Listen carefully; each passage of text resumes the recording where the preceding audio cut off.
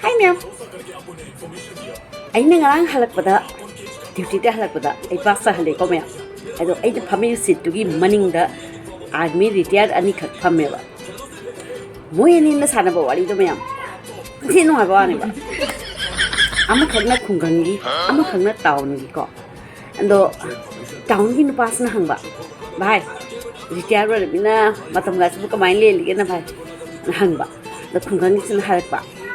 Bhai ai di ka dawni ingkhol da changaga hijang na pikhara thajan ba khara hek pa yunda poraga adum matam nu le li ne bhai smai nu matam chakthi ba khangau de na ado bhai nang di town da le bani na bhai di kamai matam len ge na na nu pa nu ka di hai khang ba bhai ai di mall da chumting salaga ai gi apa ma puna ma pachai sin loi khalle खल्लगा trolley दो बिग था ना हफ्ते लगा भाई हफ्ते लगा ट्रॉली से गरा गरा गरा गरा चिंगा भाई कैश काउंटर संगे